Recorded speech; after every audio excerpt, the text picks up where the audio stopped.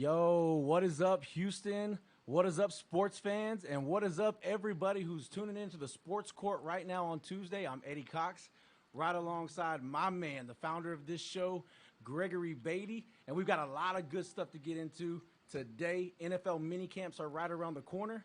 I heard there may be a Tim Tebow possible return to the NFL thanks to your boy Urban Meyer. What kind of a reunion that may be, we're going to get into that a little bit. Russel Wesbrook, he's been on a terror lately. The guy is a phenomenal athlete. Regardless of what you think about the guy, you got to admit he is a marvelous athlete. He's relentless. And when you know we're going to talk about the Astros too. Me and Greg both big baseball fans. We got to talk about the Astros. Looking good at times, looking shaky at other times. Things in New York didn't turn out the way we thought they might. But the Astros did walk away with the last laugh, and we are going to talk about that and get into that a little bit. But before we get into that, before we talk about Russell Westbrook, a guy I know you grew up listening to and watching a lot, watching the Houston Rockets, Bill Worrell. He's going to hang him up. What do you think about that, man? Is he?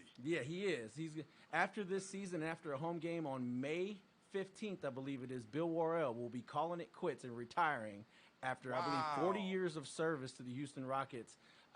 We just want to get in this tidbit a little bit because I know I'm a big fan of the guy. Absolutely. And I'm sure you are, too. A lot of people in this city are. Tell me what you think about Bill Worrell, or maybe even give me a good memory you have of so many of the great times, great calls that he's had doing Rockets television. I did not know that he was going to retire.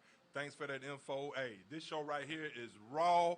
We're going live. We're not scared. Everything we do is live. This is commercial free. This is what we're doing. House of Legends Entertainment. Nice opening by Eddie Cox. No surprise there. Appreciate the intro, my man.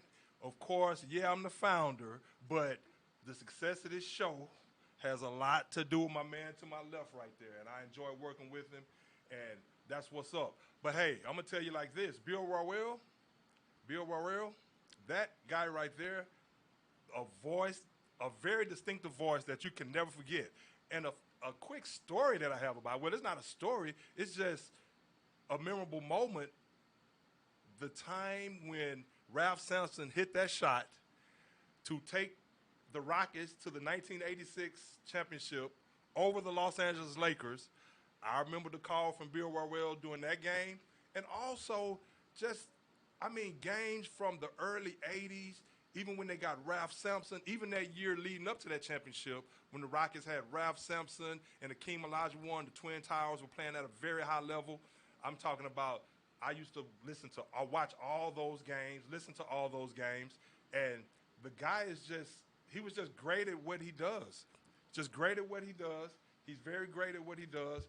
And again, he's about to retire now, obviously, but he's a legend in the game. He's a legend, again, a distinctive voice, great play-by-play announcer, was actually the sports director, if I'm not mistaken, from, I think, 77 to 1980. Forgive me if I'm getting the years wrong, but he was the sports director for Channel 2 and Houston's very own.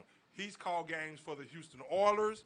He's called games for the Houston Rockets, of course, and the Astros. So very well-rounded, a guy that's very diverse, can call games in multiple sports, shows you how talented he is, and a guy that just knows the game inside and out in all three sports. Knows the game inside and out, knows the players, understands human psyche, and just always keeps you invested in what he's talking about. Always keeps you tuned in what he's saying. Very entertaining, knows how to keep the audience involved and very alert. So, hey, at 74 years old, I can understand that he's about to retire right now and enjoy the remaining years of his life, even though he probably can do it for another 20 years plus, knowing Bill Worrell and the way some of these guys are rolling right now.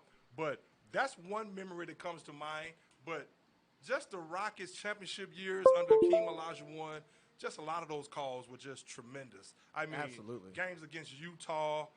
I mean, they didn't start the clock. They didn't start the clock. That's the one that always comes to mind in Utah. That one always comes to mind for me, man. That is a classic Bill Worrell. He's one of those guys that he has the team's back, and not in a way where it rubs you the wrong way. There's a lot of of guys that I've heard over the years, big time homers, and it just you can't enjoy the call when you're listening to somebody like that. Bill Worrell, completely different. He was class at its finest, but the way you knew he had the Rockets back, and he loved that team. He loved working for Houston. I love that man. So let's I wish him happy trails. He's actually from Houston as well. He's actually from Houston, and again, I like what you said about he had the players back, and he always informed you. And I like the fact that Matt Bullard as well. Matt Bullard has stated on numerous occasions, former Rockets player that played in those championship teams, was a great three-point shooter who's been calling games with Bill Worrell for years. And he describes Bill Worrell as a great friend and a mentor. So he's a guy that can adapt to whoever is sitting next to him, and a guy that really, really, really knows these players inside and out. And he actually is very in-depth when he talks about these players and gives you a great background and a great synopsis of each one of these players when he talks about them. So you really know the game. Any game he calls, you know the players that's involved in the game, because he's going to give you a rundown and a background of them, whether it be the Houston Rockets or the opponent. But a guy that did his homework night in and night out. And the longevity is something that really just sticks out. I mean, it takes a lot to have that kind of passion for all those years and to bring it night in and night out with that type of energy that he brought it with. I mean, he never took a night off. He never took a night off. Every time he was on the call, he was going to give it his all. He was going to give you his best. And he sounded exactly like he did 30 years ago, 40 years ago. He sounded exactly like that if you listen to him last week or yesterday. So a model of consistency, and the guy is definitely going to be missed, a Houstonian himself. So, hey, man, thanks for that update. Bill Worrell is gone. I mean, so he's leaving us, huh? Okay. Yeah, so take it in while you can. Okay. That's what's up. Hey, and of course, there's a lot of other stuff going on in the sports world. Real quick, it's too bad that we won't be able to enjoy him calling some meaningful games down the tail end, to the end of his career, with James Harden being gone and the Rockets and the state of the franchise that it's in right now. It really, it kind of takes away from what it really could be. How magical would it be to be able to hear Bill make some playoff calls and the Rockets make a meaningful run, maybe even make a run at the championship? How sweet it could have been, But even though that's not the case, still, it's still going to be a magnificent end to one of the longest and most successful careers in broadcasting, period. Great Houston, man. anywhere, it doesn't matter, period. Great man, great personality, stand-up guy, and again, just a model of consistency, And that's what I respected so much about him. Anytime you listen to Bill Worrell, he was going to give you all he had, and you can't do nothing but respect that. And again, you listen to him yesterday, he sounded exactly like he did 40 years ago. As a matter of fact, speaking of Bill Worrell, it had gotten to the point where I would listen to him, and at one point this season, I was saying to myself, is that the same guy that I was listening to back when Ralph was playing? They used to come it's hard on to believe. I mean, that guy, he still sounds exactly the same, again, with the exact same energy, and of course, the knowledge has even grown even more. But again, he was just so in-depth, and he just made the game fun to listen to. So he's surely going to be missed, a legend in Houston, a guy that's from Houston. So Bill Worrell gone. And I'm like you, Eddie, on that tip. I wish he would have had a chance. I wish he would have a chance to go out on a high note, like calling a playoff game. But obviously, that's not going to be the case. Probably won't be the case for the next couple of years. No. So Bill Worrell is like, well, let me go ahead and get out now. And, hey, so kudos to him. Kudos to him. But more NBA talk. Russell Westbrook, the guy just continues to produce. I don't know how much hardware it's going to lead to, if any, for him, but you can't deny, man, the guy's got a knack for, even when teams know he's going to be the only guy attacking all over the court, whether it's for rebounds or to trying to get to the bucket to score, he still sometimes cannot be stopped. How does he do it, Greg? Well, he does it with a competitive spirit that's unmatched. I mean, the last guy that I can remember being that competitive and that relentless on the basketball court is a guy by the name of Kobe Bryant. And Russell Westbrook, no matter what we say about Russell Westbrook, as far as his shooting ability, as far as him have never, as far as him never winning a championship up to this point in his career, one thing you can't deny is the guy does not disrespect the game. I mean, he brings it night in and night out. He's relentless. He broke Oscar Robinson's triple-double record, 182 triple-doubles in his career. Now, Eddie, think about that for a second. Just think about that. Now, the guy has the most consecutive triple-doubles in NBA history during the season, has the highest percentage of triple-doubles conducive to the amount of games that his team has played, a record. If he gets a triple-double these last 3 games, 54% of the games this season, he's gotten a triple-double. So that would break his own record at 51.2% that he did at OKC. And the thing about it, now, one thing I will say, Oscar Robertson, he got his. When Oscar Robertson, they didn't even start keeping track of triple-double, I think, until 74 or something to that effect. But I think they had to go back. They had to go back and get all of Oscar Robertson's stats, I think like in 1974 or 1979, something like that. But they had to go back and get all his stats of his playing career and add all his up. But one thing about Oscar Robertson, when he played, he was a guy 6'5", 220, and Oscar Robertson was the type of guy, he got his in the floor of the game, and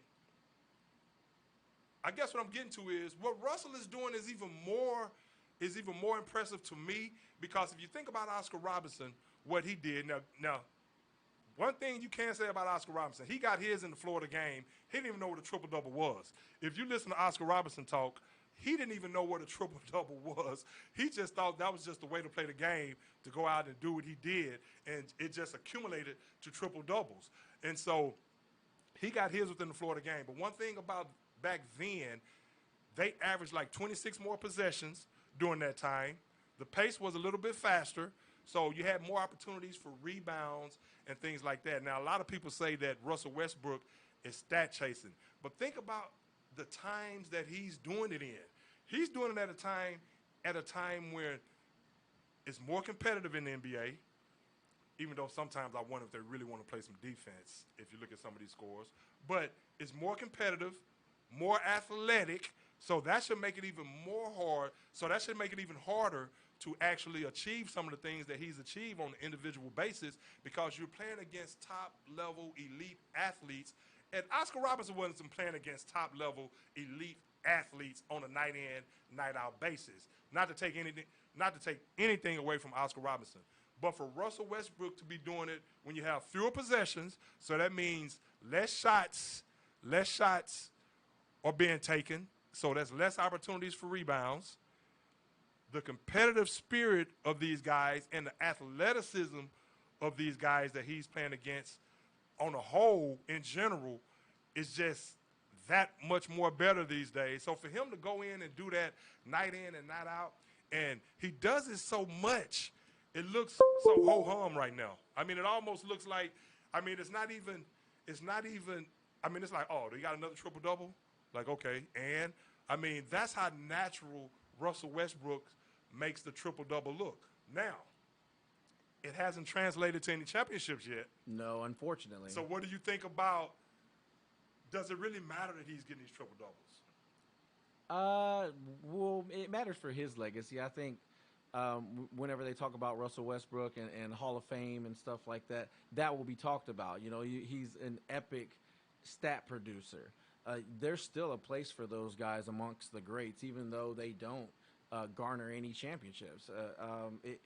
The NBA has a nice has resume. You can't deny his resume. Oh, absolutely. But the NBA has evolved so much into a league where stars team up together and they form these super teams, or there's a weird break in the way the salary cap is dealt with in the NBA, so it allows for the building of a super team in Golden State with Kevin Durant. Things changed in the NBA, and I believe that made it a lot more difficult for Russell Westbrook if he wasn't a part of one of those teams that happened to, you know, benefit from one of those changes or benefit from one of those crazy free agent periods, then it's going to be really hard to win a championship. And so I think that, you got to look at that and you got to understand, Russell's just performing in whatever environment, that he can perform in. He's taking the hand that he's dealt and he's making the most with it. He did it in OKC. Now, granted, people will look at it and say, hey, they did have their big three. They did have James Harden and Kevin Durant. And to that, I'll say, well, James Harden wasn't quite the cat that he is now back then. If he was the same guy, and that they were young. Now, all three of those guys were very young. It may have turned out different, but I don't look at that as a big three scenario, and I'm not surprised that team ended up breaking up before actually being able to have some of that success. But some of why Russell won't garnish the championship is Russell Westbrook's fault, but some of it isn't. And so I have to look at it, and I have to pay attention to both sides of that coin. Right. And same here. And you know what? I hate to build him up just to tear him down after a wonderful accomplishment like that, because we have talked about Russell Westbrook on this show for the last couple of years, and a lot of times it's been negative. And really not so much negative. One thing you can never question about Russell Westbrook, and one thing you have to respect about Russell Westbrook, he's going to bring it night in and night out. And whatever that guy is taking, I want some of it, because the energy level that he plays with, and what is he now, 32 years old, 33 years old, and his energy level has not waned a bit. And I'm not suggesting that he's taking anything illegal, so that was tongue-in-cheek. My point is, the guy is a tremendous hard worker who brings his hard hat every night to the basketball court, and he doesn't cheat the game. Now, can he shoot? No, he can't shoot worth a damn. I mean, and that's probably some of his downfall. Well, not probably. That's some of his downfall when it comes to the playoff situations and things like that. And he hasn't really elevated his teammates to the next level. Now, he has gone to a championship with Kevin Durant, but of course we all know Russell Westbrook, when it comes to the playoffs, the thing that I've always said, and it's no breaking news, the thing that a lot of people have said is the fact that, is he going to make the right decisions at the most opportune times, or is he going to make the wrong decisions at the most inopportune times?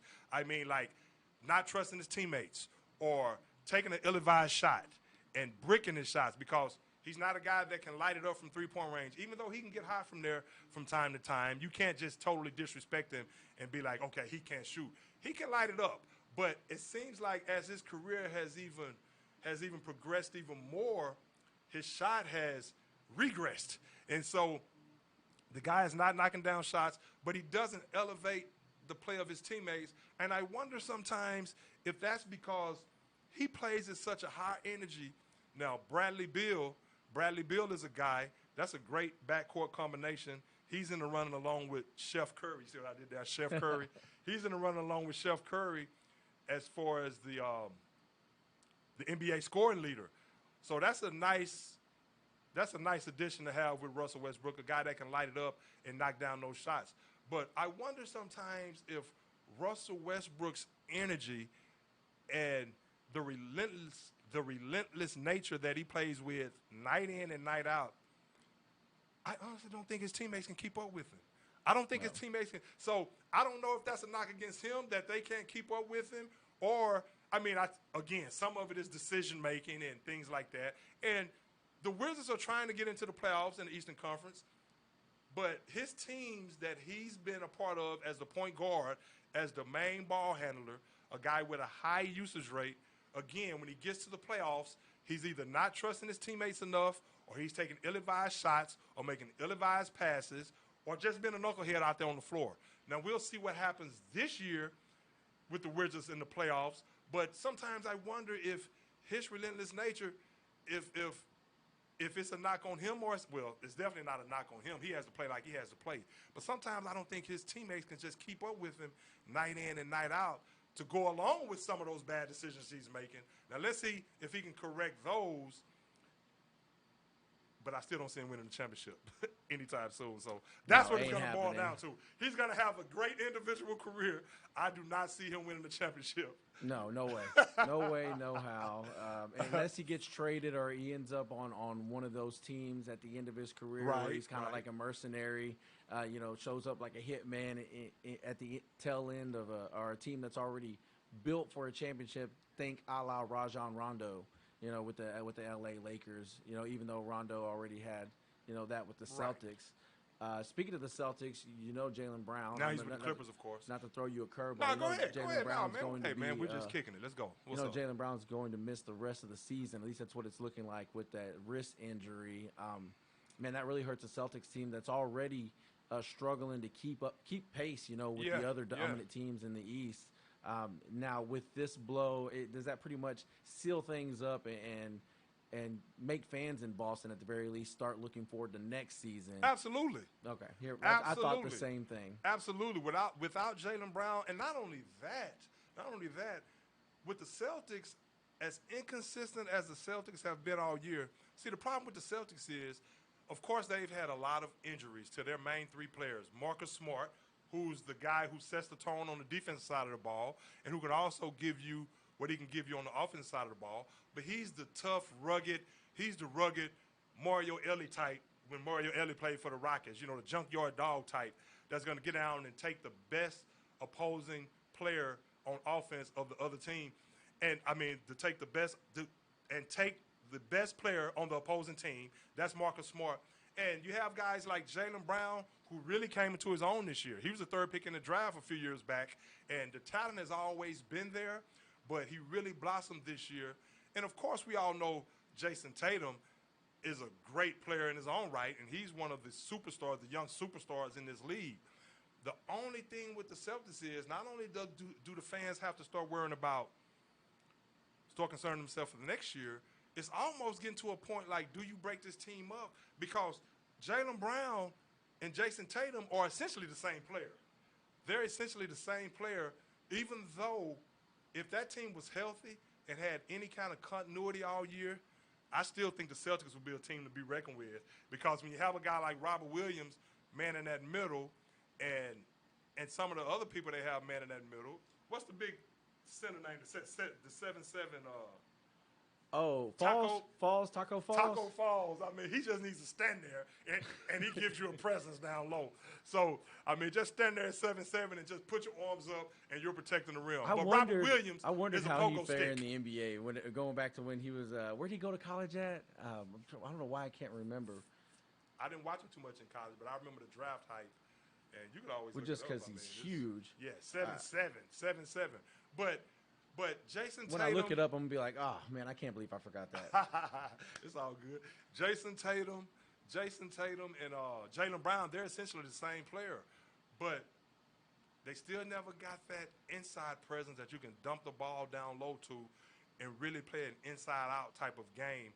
But the Celtics may have to decide if they want to trade Jaylen Brown and get some players for him and really build that roster around Jason Tatum, or if they're going to let Jaylen Brown continue to blossom as well as Jason Tatum and let them be the two wing players and just build around them like that. But, again, essentially you have the same player with both of those guys, even though they're tremendous talents.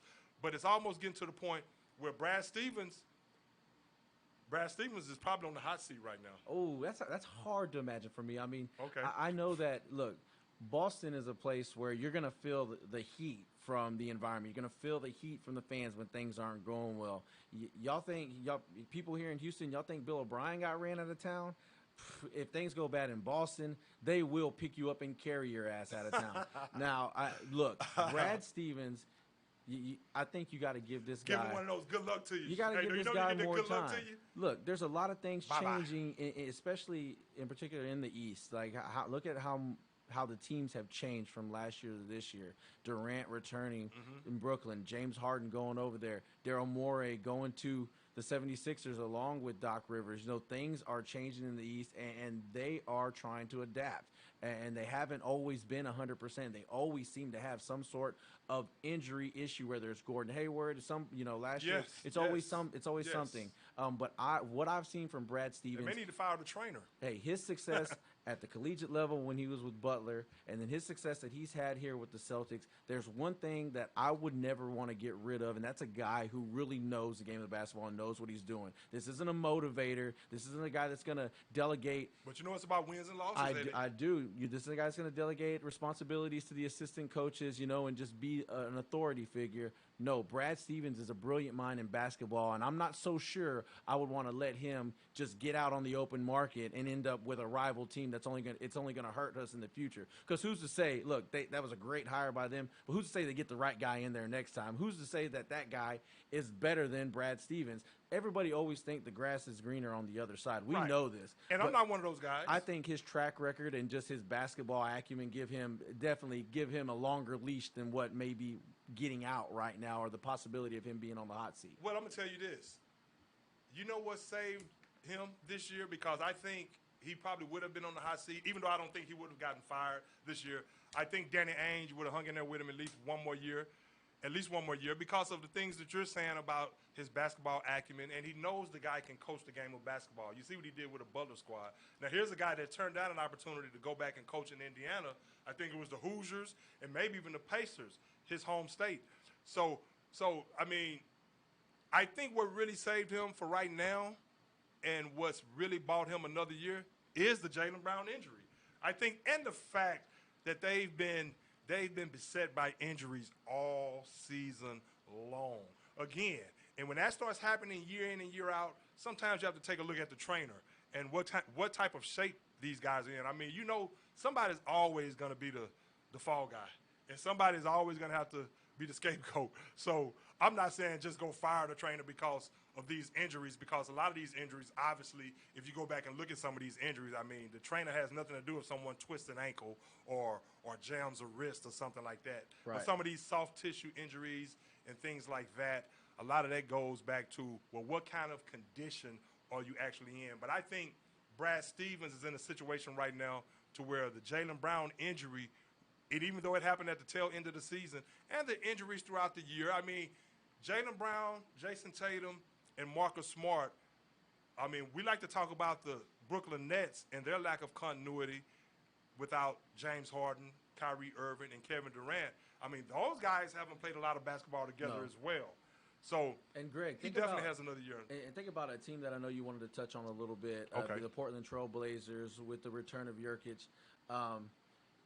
Think about how they just sort of hovered around 500 or a little bit above 500, back near the tail end of the playoff pack in the West. Mm-hmm. And then all of a sudden now here this guy, Jokic, he's hitting his stride, firing on all cylinders. They're healthy. You've got C.J. McCollum playing basketball for you again. 28 last night against the Rockets. And now all of a sudden you're seeing Portland start to move up people's power rankings, and right in the nick of time, this could be a team that could hit the ground running in the playoffs. And it would be, we've been waiting. When is the time for when are the Portland Trail Blazers going to kick that door in, so to speak, and really make that playoff run? When was it when they beat the Rockets? I know did they go that to was a few years ago. Did they go to on that last second shot by Dame? Did they go to the finals or just the semifinals there? What's the they farthest didn't go to the finals. Not the finals. I'm talking about the conference finals. What's the furthest they've gotten in a while? I think the semifinals. The semifinals. And I could be wrong, but I think I can't recall them going to the Western Conference But finals. we've been waiting. They've had like a mix of guys. Damian Lillard and all his clutchness, and McCollum and his ability to score the basketball, and the big man in the middle, and then the pieces that they've put around, at different times. Covington now. In the middle? Jokic. Okay, Jokic. Okay, yeah. Jokic. I just said big man. I'm like, no, the big man. Oh, the big man in the middle. Okay, I said the big man. I'm like, I thought you were talking about Ben Wallace. I'm like, no. Did he come out of retirement? Okay, I got you. No, heck no. That right, would be a right. Tebow-like move right there. We're definitely going to talk. But we've all been wondering when they're going to finally, compete for a championship, because they certainly have had a squad for the past couple years, but injuries have held them back, and just timing, and the teams they've come up against have held them back. Hey, man, they might get hot at the right time and end up, with – we're going to get in and talk about the Lakers. The Lakers may not even make it into the playoffs. They don't get out of that play-in tournament, or if LeBron don't come back in just the nick of time and get them, out of 6, 7, 8, or 7, 8, 9, Well, they're going 10. to be in the play-in tournament, so I think LeBron has to get over that and just realize that he's going to have to be LeBron James Right. when he comes back, which is not going to be tonight. But real quick If about the Portland Lakers real are quick. out there, that opens the door for a whole bunch of other teams. The Yeah, Suns, and see- Jazz, and right, I and think see, Portland Portland- is now going to be talked about one of those teams. Absolutely. I mean, think about it. You have the big man back in the middle, like you say, with Nurkic.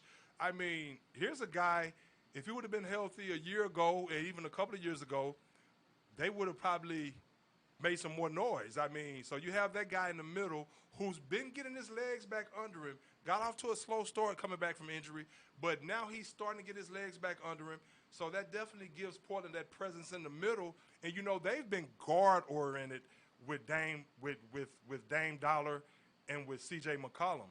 But you're talking about two guards that can light it up.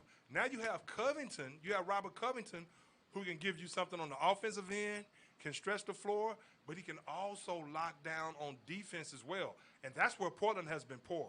Portland has been poor on the defense side of the ball. Nurkic really is going to have to get his legs back under him and play some defense and protect the rim. But the presence of Nurkic, if he can continue to progress and get better, he can be an added dimension for them that they desperately can use right now to go along with that tremendous guard play that they have, because you know Dame Dollar is going to get his. You know C.J. McCollum is going to get his. Now, if you get anything from Nurkic, and again, but they have to make their hay, where Portland has to make their hay, they have to do it on the defense side of the ball, and they haven't been doing that so far this year. And if they don't play defense, they're not going anywhere. And that's going to be the name of the game for any team in the playoffs. Yeah. You talk about LeBron. Hey, man, Nurkic, real quick, Nurkic gives them a lot of hope, though, because if you're going to compete in the West, I mean, you need that big piece, especially when you have guys like Davis and Jokic. Absolutely. In Denver, legitimate Ayton in Phoenix. Right. And Gobert. Right. In Utah, you've got some stalwarts of the league when it comes to big men that play the five position that you're going to have to battle against and possibly go through if you're going to get anywhere in the playoffs. Having him gives them hope now, gives them the belief that they can compete with those teams in a 7-game series. And let me tell you something, Dame Dollar, when he's hungry or when you put him to task and challenge him, I know. and you put the ball in his hand at the end of the game, in a big game, we've seen him do it against the Houston Rockets multiple times. We've seen him do it against other teams. That dude is clutch. He may have an opportunity where he can one-shot his team into a major playoff series or a major playoff victory.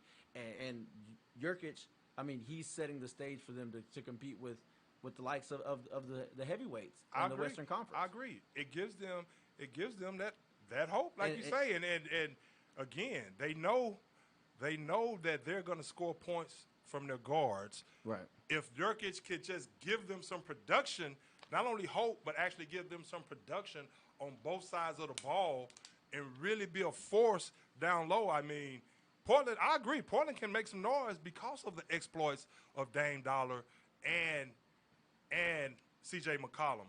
But again, they have to get the mindset that they're going to play relentless defense, because sometimes those guys just want to seem like that they want to score all the buckets, but they really don't want to lock down on the defense side of the ball.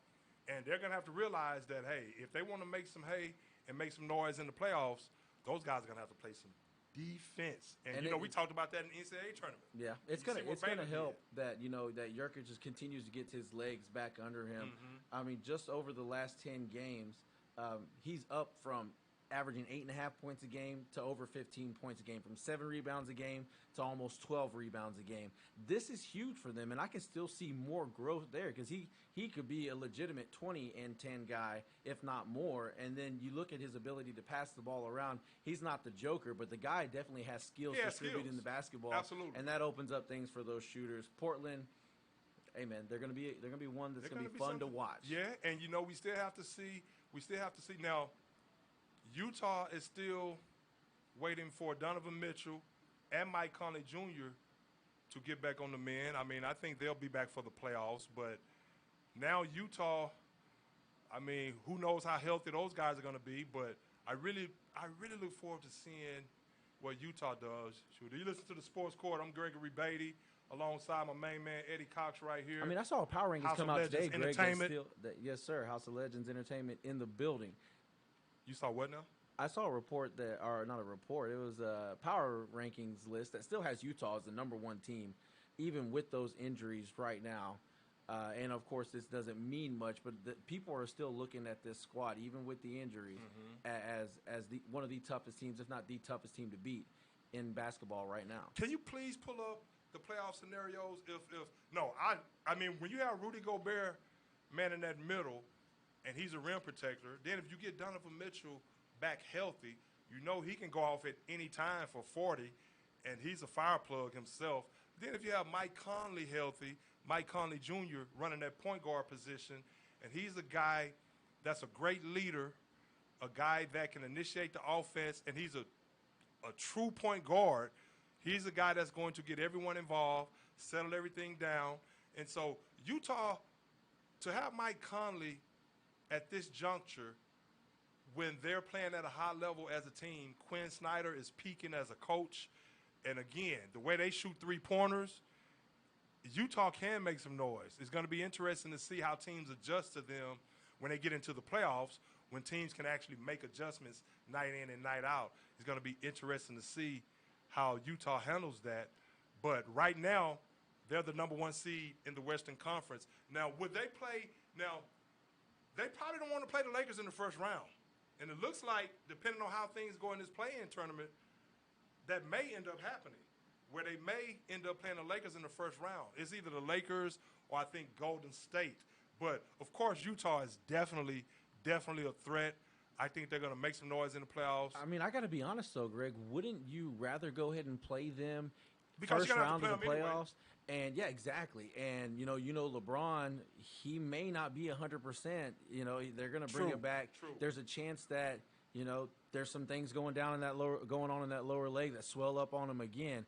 I'd want to play the Lakers right out of the gate as soon as I possibly could before they get back into that playoff stride, get back into rhythm, and start to taste, you know, victory again, a championship That's again. a good point. If they do, you know how hard they can to be stopped, especially LeBron James. Well, if they do, I think they're the favorites. But I think LeBron James, if you beat up on him a little bit, and if he's not 100% healthy, and you can already tell maybe there's a little bit of crack in the armor there when he was talking about the play-in tournament, there's a possibility that they could jump up and get bitten early on in this tournament. Yeah, but you know what? I mean, LeBron. Bring him on first round.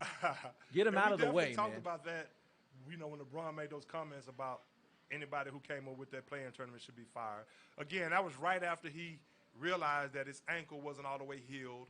I think he was speaking in the moment right there. Something that he should have kept to himself. But he was revealing his true feelings. But again, he wouldn't have felt like that if they were in the number 2 position or if they didn't have to play in that tournament. But I think LeBron, if he's healthy, I don't think anything is going to rattle LeBron. And I think now what the Lakers need, speaking of the Lakers real quick, they need to get some continuity going into the playoffs. There's only 3 games left. Now, LeBron was set to play tonight against the Knicks. I don't think he's going to play tonight.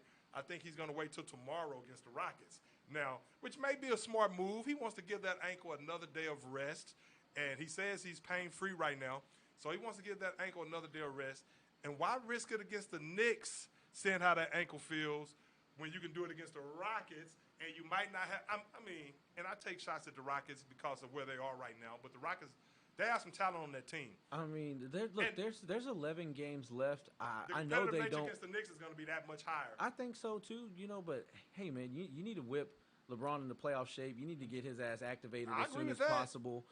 He has to play tomorrow. You need wins. I mean, so you're not going to play LeBron. Maybe you're not conceding the victory there. There's still a chance that AD can have a really big game. Some of your other role players step up and that y'all win that one.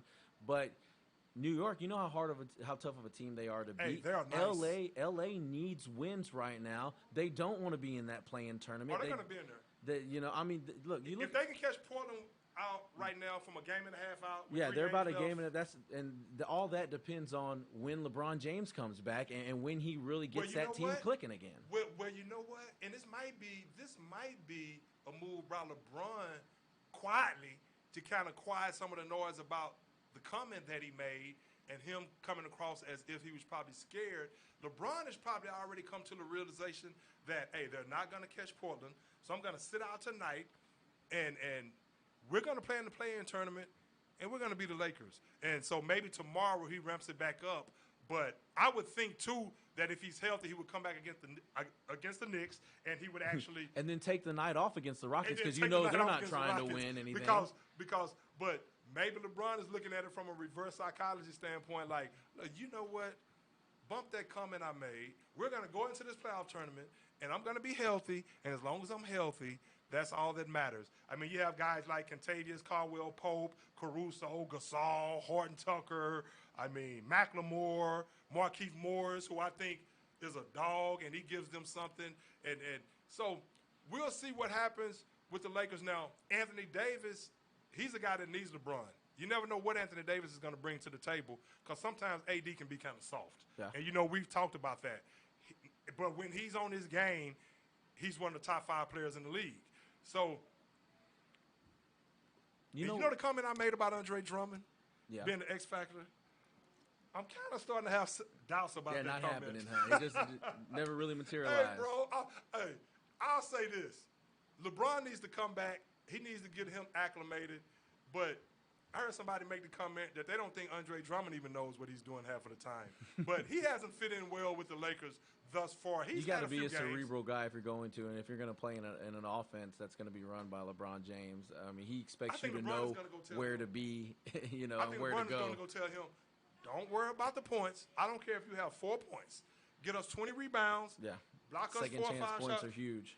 And just be that dog in the middle, and we'll take it from there. They have enough scorers like I named: Kuzma, Macklemore, Markieff Morris, Dennis Schroeder, Caruso, Kentavious Caldwell Pope. I think LeBron goes in there and he tells Andre Drummond, be that 7-foot presence that we know you can be, and go in there with the mindset, I'm going to get 20 rebounds every playoff game. At least go in there with that mindset.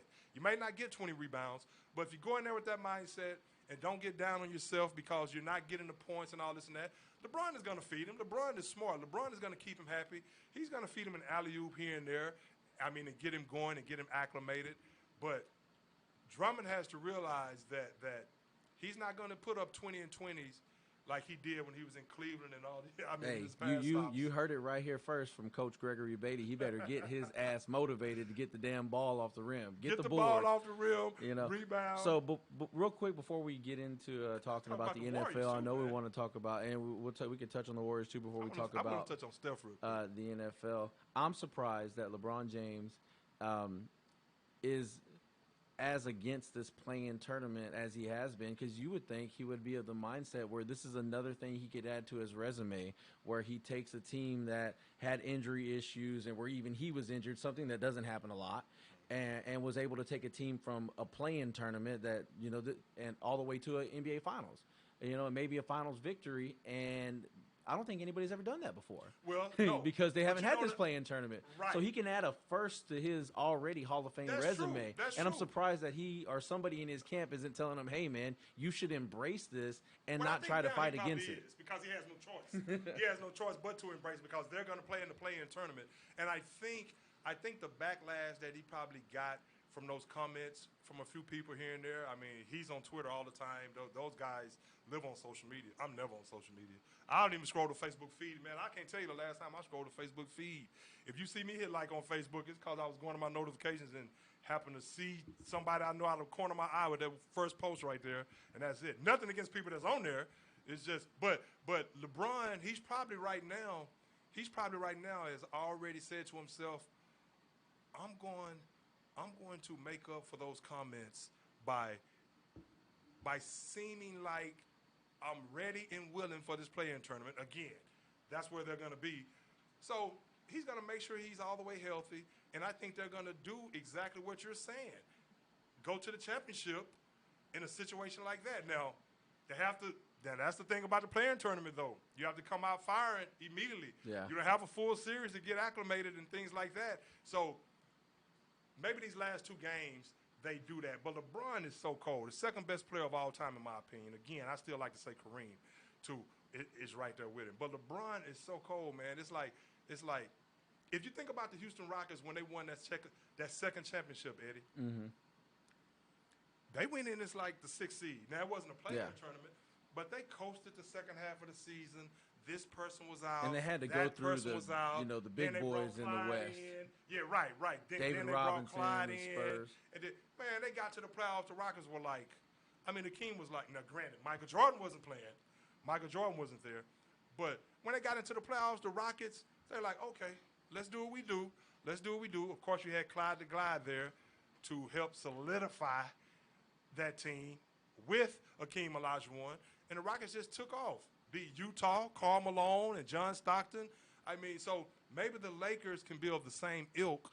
And that talent, the talent that they have on that team, again, if it's any team that you want to come in with not a lot of games to really get under their belt or whatever, it's a LeBron James-led team because the guy is so smart. His basketball IQ, if his ankle is fine, the Lakers are going to be just fine. But they're going to have to knock down shots. Of course, that goes without saying, but they're going to have to knock down shots but what I think the Lakers can do is play that relentless defense. And I think that can get them back into their groove more sooner than later if they realize, okay, it may take us a while on the offensive side to get some of these guys acclimated. He hasn't played with a lot of these guys that he's playing with right now. He hasn't had a chance to play with them. But the mindset that he has to bring when he comes back is, let's do what we do on the defensive side of the ball. They have a big team, a big lineup. I mean, you have Montrezl Harrell, you have Drummond, you have Anthony Davis, you have Markieff Morris. That's why I say, man, if the Lakers, Eddie, meet with the Nets, I still say the Lakers, man, because if they play the type of defense that they're capable of playing, they just have too many dogs on their team. And even though you have the addition of Blake Griffin, I think guys like Markieff Morris and guys like that, I think they're going to try to punk Blake Griffin to a degree. Now, I don't think at this point in his career that Blake is going to let that happen, and I'm not saying that Blake is a pushover, but the Lakers have some dogs on their team, and when they get down and play some defense, again, and if Andre Drummond plays his role, I just don't see nobody beating the Lakers, man. Man, I don't know. I don't know. We'll have to see if it all. These are a lot of ifs. You know what, man? Maybe I'm crazy. Maybe I'm just different. Man, my dream finals this year would be to see the Suns take on the 76ers. That way, things are just different. Right. That way, you would see that the team that tried to build a superpower and sort of steal a championship, and the Nets didn't quite get there. Now, maybe next year we'll see them. I would like to see them square off with the Lakers or with whoever is the juggernaut in the West. But man, this year I would really like to see a couple of teams who maybe have never been there before. I would like to see Chris Paul, squaring off against a young Ben Simmons and Daryl Morey, a guy who coveted him for so long, only to have their relationship cut short whenever James Harden decided he wanted Chris Paul shipped out of town. I think that would be a magnificent finals, and I think it would be good for the sport in the sense, or to get the casual fan interested, is because sometimes we like to see different teams win. We like to see different teams get to the finals. At least I know I do. Well, you know what? I thought it was great to see the Buccaneers go, even though it was because of Brady. When the Buccaneers went and they hadn't been in so long to the Super Bowl, I thought that was great for football, man. Yeah. Well, you know what? Well, Brady, I thought it was great for that, for the reasons you're saying, plus the fact, to my point, I'm a guy that loves greatness, so I want to see Brady add to his legacy, and I wouldn't mind seeing LeBron add to his legacy. Yeah. And of course Harden. So I'm gonna pick the Lakers, but at the same time, if the Nets went in there and beat them, if the Nets were able to get to the championship and beat the Lakers,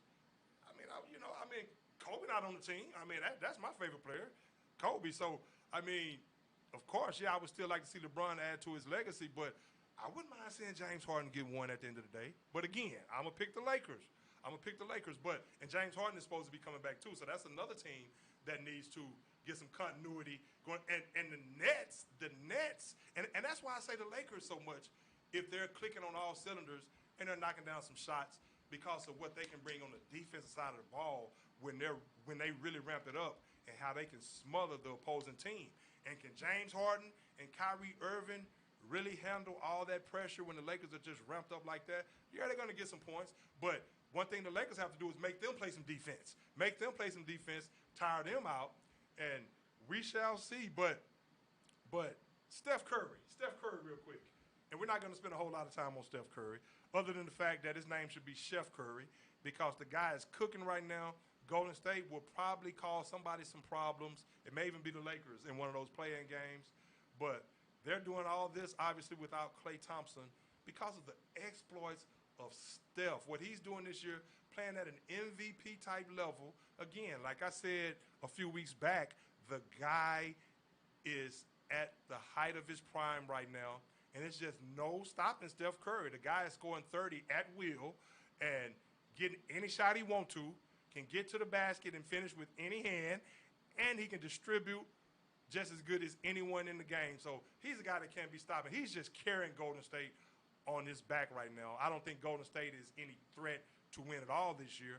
But what Steph Curry is doing for that team moving forward, when they do get Klay Thompson back, he's going to get them in the playoff situation, and maybe even get them into a playoff series. And he's going to get these guys. He's going to get these guys some valuable experience. Of course, we know Draymond Green and these guys have the experience, but Draymond and Steph really has those guys playing very well right now. These guys know their role. And again, the exploits of Steph Curry right now, you can't count Golden State out of any game. And you have to give Steve Kerr some credit as well. But real quick before we move on to football, to your point about the Phoenix Suns, I wouldn't mind to see. I mean, I said all that about LeBron and the legacy and this and that. But if Chris Paul got there, hey, I would love to see Chris Paul get a ring too. I just think it'd be cool to see a couple different teams. I got you. I know the traditionalists love to see, the LA teams, the New York teams. But I guarantee teams. the NBA would not want to see the juggernauts. I'd love to see it. I think it'd be a fantastic series. Steph Curry, Chef Curry, as you call him, averaging a league-high 31.9 points per game. Yeah, it is. There was a little dust-up between Bradley Beal and Bazemore, swingman for the Warriors. Whenever I think he mentioned, he said that Curry's got other players out here pulling hamstrings, trying to keep up, taking a shot at Bradley Beal. I think it was all in good fun. Did those guys? They used to compete in the East against each other quite a bit. But there's no catching Steph Curry when he's feeling it. That so personal, that. I mean, man, these guys are so sensitive, man. I mean, that's the way it is in basketball today, though, man. I mean, just let the guy say what he's gonna say on Twitter, man. Get your hamstring right. We're talking about a guy that's probably, if Steph falls out these last couple games, he's gonna be the scoring champion. Yeah. So why does he have to go back and forth with the damn Bazemore? Who in the hell is Bazemore? I mean, you pull your hamstring, But it is what it is. Like you said, that's the NBA. That's how these guys operate these days. But Steph Curry the success he's had since coming in the league, and he continues to thrive even when he doesn't have his right-hand man, Klay Thompson. It just goes to show impressive. He's an energy. When I watch him play, it's like he just turns on the switch and then just goes, and he always knows what to do with his body. He always is never out of a play. When you think the ball's going to be blocked, or you think there's no way he can get a shot off when he's falling down to the floor like that, he's going to find a way. Regardless of what anybody, you even take the three-point shooting out of it, even though that is the wondrous thing that he does. He's an amazing shooter. You take that away from that, and you just look at everything else that he does so well, and his ability to shoulder the weight of an NBA franchise. When who knows, nobody really knew what he was going to be coming into the league. Nobody could have predicted this. So light in the I think he's still, even without the three-point shooting, Hall of Fame caliber, Hall of Fame. He does more than just shooting at a Hall of Fame level is what I'm trying to say. Yeah. I mean, like I said, he can finish with both hands at the rim. I mean, that's why he gets those shots, because as soon as you start closing out on him, and he's not a speed guy or or a guy that plays above the rim. You come out on him and you shoot out at him, you're going to take that three-point away? He just methodically goes past you, can dribble, the best ball handler in the league along with Kyrie Irving, and can make any pass. And, so the guy makes his teammates better, energy, again. And it's impressive that without his right-hand man, that he's playing with the same focus and energy every night. He could have easily mailed it in and said, well, I'll just wait till next year. But he knows his legacy is at stake, and he wants to be the best player that he can be. And I love what I'm seeing from him and Draymond in that regard. because I was really wanting to see what both of those guys were going to do now that Clay was out. Were they just going to coast through the season and okay, but we're earning a paycheck. We have 3 championship rings. Both of those guys bring their hard hats every night, and they bring it. And real quick before we move on, Luka's hey, I love Luka. That's my favorite player in the league. But Luka's gonna have to calm his ass down during the playoffs. I mean, you can't be getting texts every time you look up. I mean, you're talking about a guy that whines to the referee, and that's one of the things I noticed when he first came into the league that I actually kind of liked because I like the way he carried himself. He carried himself like a superstar, which he is a superstar right now. But sometimes you say to yourself, Luka, quit. I mean, all these great players talk to the referee, but he's on another level, man. I mean, he reminds me of Magic and these guys. But Luka, calm down, Luka. Get Porzingis back, and maybe Dallas can make some noise. But it's some NFL time right now.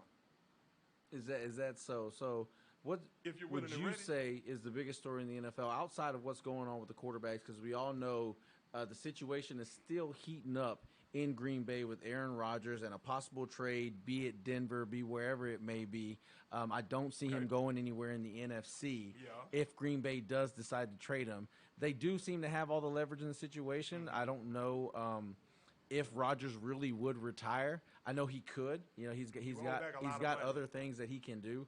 But it's hard for a football player to just walk away from football when they can still play. Hey, Eddie, Go ahead, man. No. Go ahead. No, Were I'm you just. finished? I don't think he's. Yeah, I don't think he's going to retire. I don't think that's an option. So Well, I I don't really think he do is think either. there's a real possibility that he gets traded. Well, that's a possibility for sure, and it's also a possibility that he just they end up mending fences. We have to remember, and I even said last week, this is all about him feeling disrespected by Green Bay, and of course they didn't give him the money, the contract that he coveted, and just the fact not being consulted on certain decisions. Then you draft his successor, and again, I think that's a part of him saying, I just feel disrespected, even though I'm the MVP. Yeah. I mean, why not even give me more weapons, and maybe we can get to another Super Bowl. And I heard Brett Favre's comments about he don't think he's coming back. Brett Favre probably don't want him to come back. Brett Favre doesn't want him to come back to Green Bay because Brett Favre, if Aaron Rodgers can leave Green Bay with only 1 Super Bowl victory, like Brett Favre, I think Brett Favre would be cool with that. Of course, Brett Favre is not going to say that, but he doesn't want Aaron Rodgers to get that 2nd Super Bowl victory. He wants him to be tied with him for Super Bowls. And like Mike Holmgren came out and said, and like I even mentioned last week, Eddie, is Matt LaFleur really in Aaron Rodgers' camp? Because I'm not so sure. Because you can't tell me that a head coach has you get up there and say how cool y'all are. Now, granted, the first year they were together, allegedly it was some kind of rift between them. They couldn't get on the same page. And I think right now LaFleur, he likes Aaron Rodgers as a person, but I think, and it's just me from the outside looking in, I'm speculating, of course, but from what I've seen, if Aaron Rodgers is still upset about a lack of respect and not being consulted on certain things as far as the team is concerned, the quarterback Jordan Love was drafted under the regime of Matt LaFleur. And I'm not so sure Matt LaFleur wants Aaron Rodgers on the team. The logical way of thinking would be, yeah, you would think he would because it gives him the best chance to win. But Matt LaFleur is probably looking at it like, let me get this guy out of here, but I don't want to make it look like I want him out. Let me say all the right things. Let me say that I'm on this side. We definitely need Aaron back. But if you really felt that way, why is Aaron still mad about some of the same things? Why? You have no say-so as a head coach to go to the GM and get some of these things ironed out? I'm not saying that you control the money, but you can get none of these things ironed out where you can acquiesce to some of your quarterback wishes. I mean, so I'm not so sure that Matt LaFleur is on the up and up when he says he wants Aaron Rodgers back. Because if Aaron Rodgers leaves and he puts Jordan Love in there, now granted, you would say, okay, well, he's probably not going to get to the Super Bowl. I know he wants a Super Bowl. I'm thinking he's probably like, hey, well, I can't get fired if Jordan Love doesn't succeed because we have to get this guy time to evolve. So I'm not so sure that he wants Aaron Rodgers back. I'll say Yeah. that. Well, not to get too deep into what we got into last week, we will all find out if he wants him back or not. It come post June 1st, if trade talks heat up and he ends up Right not on. being moved, Right then on. I think Matt LaFleur is going to have a lot to do with that. Because ultimately, you say, oh, even if they go with Jordan Love, they're going to get all this time and a long leash. You don't necessarily know that. I mean, the way the quarterback market heats up and other teams can go out and At get least an a Aaron couple years, Rodgers, they can don't go they? out and get a Deshaun Watson. They may not a team owner or with them, it's a brain trust that runs their organization. They may decide that they don't want to wait for Jordan Love to develop, and they want somebody in there who's going to be aggressive and is going to go make moves and go after guys who are championship caliber. And when you have a championship caliber quarterback, if you let him walk out the door, if you trade him away, and then you're not able to compete for championships, I think it'll end up costing you your job, whether you're Brian Gutekunst or you're Matt LaFleur. Well, my point is with Jordan Love, I mean, you have to. I mean, I don't think you fire Matt LaFleur if Jordan Love doesn't succeed in one season. I think you at least have to give him 2 seasons. But I don't think it's any more than that. I mean, obviously, and like I say, we'll see. Maybe they do want Aaron Rodgers, but I heard Booger McFarland say this, which makes a lot of sense. If you really want Aaron Rodgers on your team, give him the contract that he wants, and/or get rid of Jordan Love. I mean, that'll really show him that hey, and I'm sure Aaron Rodgers, and it's nothing against Jordan Love. Hopefully Aaron Rodgers is wise enough and smart enough to not hold any grudges or resentment toward Jordan Love, because it's not Jordan Love's fault that he was drafted there. Now, they did not play the guy. They hadn't even had a chance to see Jordan Love play. He didn't play last season. He was on the inactive list most of the year. He didn't go through a preseason camp last season. So we don't even know if Jordan Love can play. So if they really want to make Aaron Rodgers happy and they really want Aaron Rodgers as quarterback, I kind of agree with what Booger is saying. Is like, make a move and get Jordan Love now. I don't know how many teams will cover Jordan It's Love hard right to get now. rid of a guy who we don't know what his Who hasn't value played. really So, is. yeah, I And mean, when so you've that already has put a lot to do with that, you've too. already put a first round value on this guy, you've already invested a first round pick in him. It's hard to just trade him Think about away it, get rid because of him, but not Aaron for what doesn't they like want. having him. Yeah. It's up to them or it's on them. The onus is on them to fix the relationship, whatever it may be. And if it's money related, then they may have to pay Aaron, a little bit more than they want to, and that may affect their ability to build the roster around him. But I think both parties need to realize that they need to kind of give in a little bit and find some a median. Find some middle ground What do I and always move say? forward. Because if Eddie, I Aaron totally agree. Rodgers moves on and goes somewhere else, he probably is going to win a Super Bowl if he goes to Denver. somewhere We like talked Denver about or somewhere. somewhere like that, or Yeah. if they trade him to Carolina. And Matt LaFleur and those guys over there, they will not survive that. Now, I will say That's what you this. call I know they posturing. want Aaron And Rodgers. sabotaging your own system, Hey, they your own want team. Aaron Rodgers as a player. Who wouldn't? He's a great quarterback. What they don't want is Aaron Rodgers, the ego. They would That's rather my point. Aaron Why won't Rodgers. get him out of there? They would rather Before. have Aaron Rodgers Like I said do last like Alex Smith. The thing about Alex Smith, Alex Smith took 2 different teams to the brink of a championship. And both those teams decided to go with younger quarterbacks and replace him. And both those teams went to Super Bowls right after that. And think about Alex Smith. He had every right to be bitter. All the hard work he put in, getting those teams to that point, doing everything he can. He was a limited quarterback at times, but he did do some things really, really well. He could have been a sourpuss all he wanted when they bring in Patrick Mahomes, when they bring in Colin Kaepernick. Did he? No, he was a consummate professional. And I think if there's one thing that may tarnish Aaron's legacy a little bit, it may be the way he acted in these moments. And it's not going to do Well, it with you know what? everybody. It's only going to In do it with reference- some, but it's still going to be something that's well, going to they be say he talked could be a about. a-hole. Because they say it about Brett Favre, too, They say and he could be- all right, the right. this They and say he that, could and be I'm going to a-hole. retire, I'm not going to retire, all Right. that. It tarnishes what And is a that's really different good legacy situation and a because- really good player. Right. Now, that's a different situation. When Aaron Rodgers was sitting behind Brett Favre, Brett Favre had retired. He kept retiring and said, I'm coming back. And finally, they moved on from him after he retired and then handed the keys to Aaron Rodgers. So that's a different scenario in itself. I think Aaron Rodgers, how it relates to Alex Smith, obviously 2 totally different personalities. I mean, I love Alex Smith. I mean, the guy was a great leader. And for him to come back, you're talking about admiring someone, for him to come back and play this past season after, 16 surgeries on that leg? You see how mangled that leg was? And I knew, I kind of figured that he wasn't going to try to give it another go this year because the leg is never going to be right because the muscles around the bone is not going to fire all those surgeries and grafts. So, but kudos to Alex Smith, who's retired. I love the way the guy handled himself in that situation with Patrick Mahomes, like you say, and also I love the way Jimmy Garoppolo is handling himself with the addition of Trey Lance coming in there. He's saying he's going to work with him and all this and that. We all know Aaron Rodgers can be kind of aloof from what I understand and can just be someone that's not very likable. I think Aaron Rodgers is hanging his hat on the reason why he's so feeling so disrespected and he's not really comparing himself to some of these other guys is because he's saying to himself, I may be the best quarterback that ever lived. Have 3 MVPs, a Super Bowl championship, and so I should be treated accordingly. So I think he's looking at it from that perspective, and he's not putting himself in the class with some of these other guys because he feels he's in a whole nother class. When you start saying I, when you're referring to how your team is being run, you know, that starts to show the thinking like that may be what's keeping them from winning a championship. I mean, say what you want. They've been on the brink. You know, they've been there. And there's a lot of things that both parties could have done different. There's things that the coaches could have done different. There's things that Aaron could have done different in those games.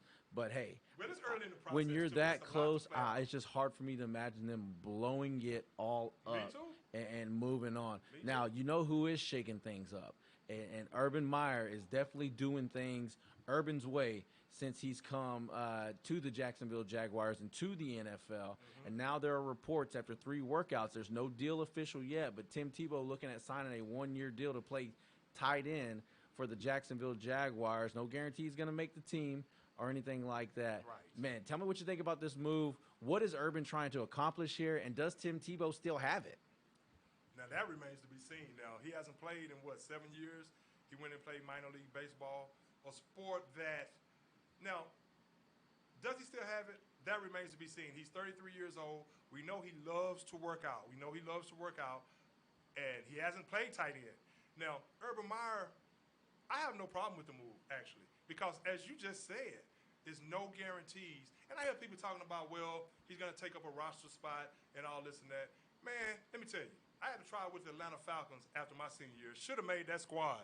That's a whole nother story for a whole nother day. I mean, I had such a good camp, and I was a free agent. I signed as a free agent, and I got released and after 2 preseason games. And I'll never forget Andre Rison, Mike Haynes, Drew Hill, who played for the Oilers for a long time, great receiver, the late Drew Hill.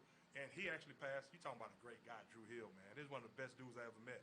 But Rison, Drew Hill, Michael Haynes, they all came to my hotel room, stayed at the Falcon Inn. Oh, baby, you know, but I mean, I was a free agent, you know what I'm saying? But what I learned was it's politics. It's all politics. So these guys talking about that he's taking up a roster spot. You know how many roster spots every year on these teams get taken up by garbage players, players that can't play? So you're talking about one roster spot. Players that were overdrafted? Players that were overdrafted. I mean, they kept a couple of guys when I got, you know, like I said, when I signed with Atlanta, they kept a couple of guys that they had drafted just because they had drafted them. They eventually got cut as well, but they couldn't hold my jock in camp.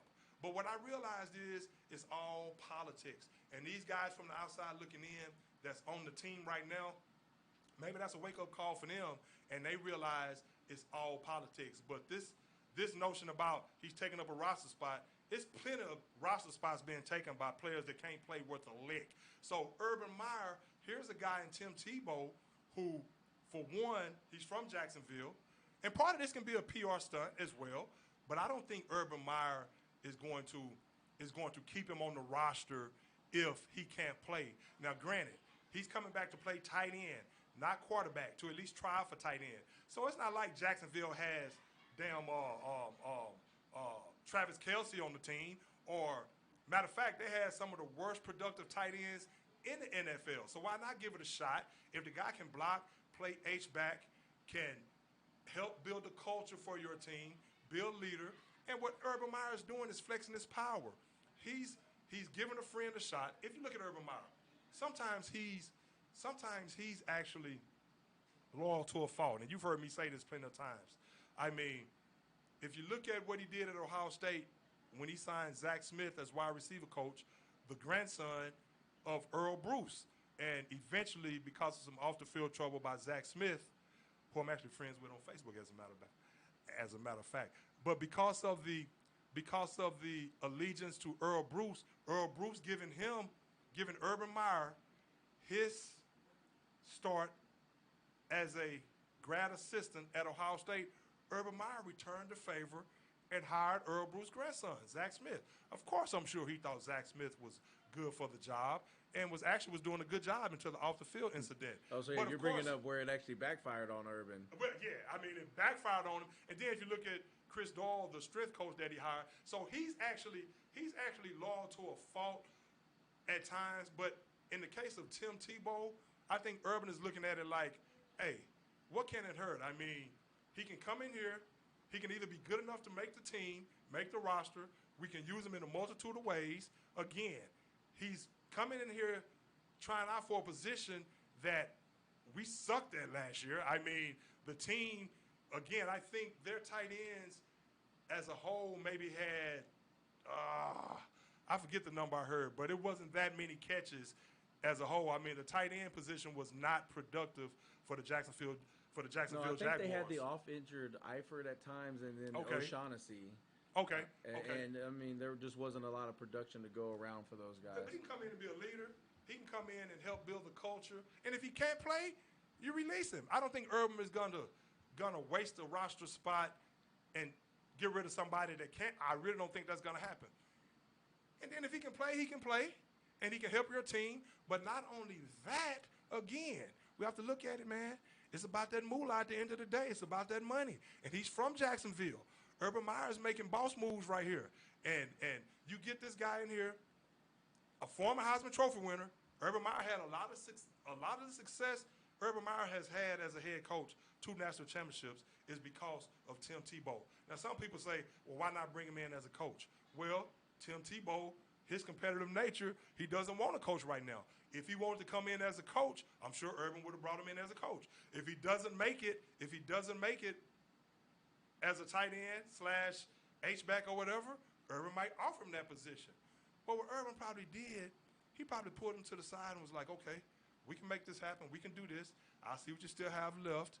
I know you're competitive. I know you can help in the locker room. You can also help mold Trevor Lawrence. As mature as Trevor Lawrence is, and he's already coming in, I think he's going to hit the ground running immediately.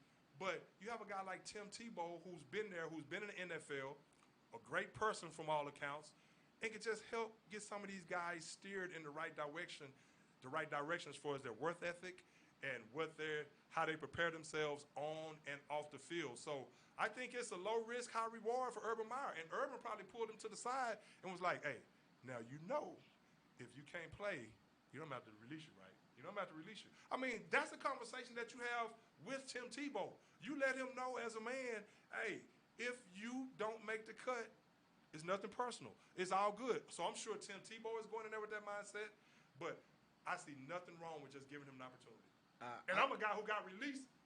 Like I said, I should be the guy saying, "No, man, that's not cool." But yeah, I'm not understanding a lot of the hate being thrown around and the idea that this guy is taking somebody's roster spot.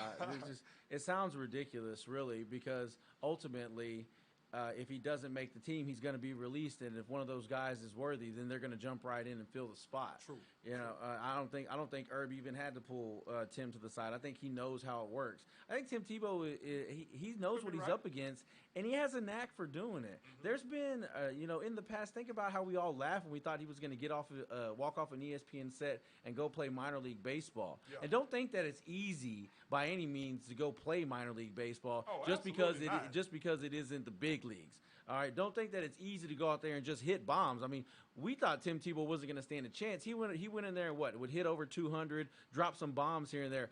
All of a sudden, we're like, what? I mean, I didn't think he was this great, phenomenal athlete, but what he was able to do was phenomenal. To just become not a major league, but a professional. They're still pros, a professional baseball player. I don't recall him playing a lot of baseball whenever he was doing college game day and things of that nature, but he went in there and he did it because you know why? Well, see, that's the question right there, Eddie. I'm glad you said that.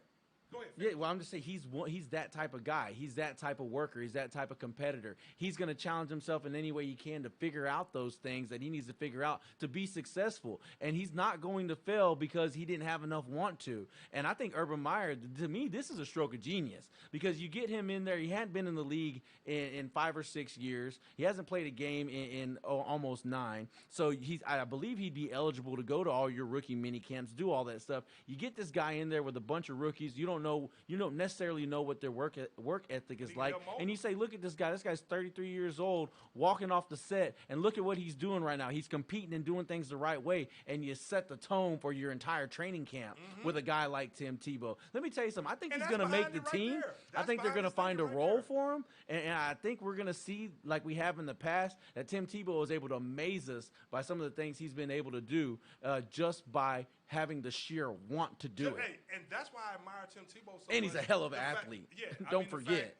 The fact that he wants to do it and he feels like he can do it, and why not give it another try? I mean, hey, I have nothing. Now, one thing I will say, I would be surprised if Urban Meyer hasn't had a man-to-man talk with him and laid out how everything is going to go. Like you said, he probably doesn't have to.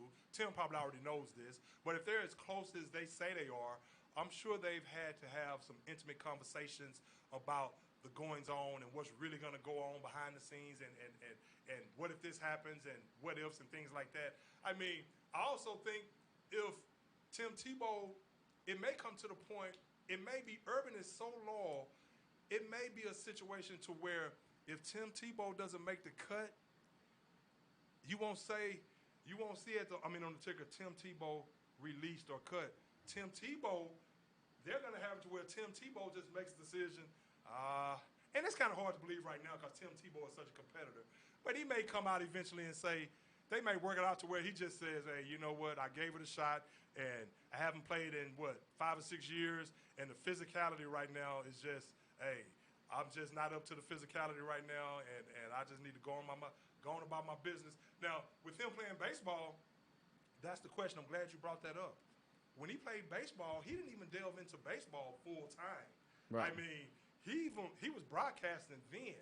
So to play devil's advocate for a second, and to some people that think that's going to resent the fact that Tim Tebow might get signed, and again, he's only getting signed for a tryout, and he's going to go through camp if it happens. He hasn't been guaranteed a roster spot. So if you feel you can beat him at his position, just do that. But he didn't. He was doing broadcasting, and he was playing baseball. Now, how much shape is he truly in? Well, the report is that he's already had 3 tryouts. Okay. The first tryout, Urban Meyer said he wasn't even present at. This is what Urb said in his press conference. That was either today or yesterday. Okay.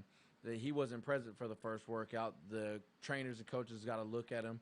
They sent Tim to go work on some things. He comes back, and he's improved in every area they told him to work on, and they think that he's in NFL shape.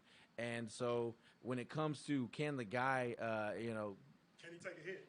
I don't know about. Yeah, I'm sure he can. But I'm saying, can he come in and be in enough shape to compete with the guys he's going to be competing with? The trainers that he tried out in front of seem to think that he is. Right. Okay. Hey, I mean.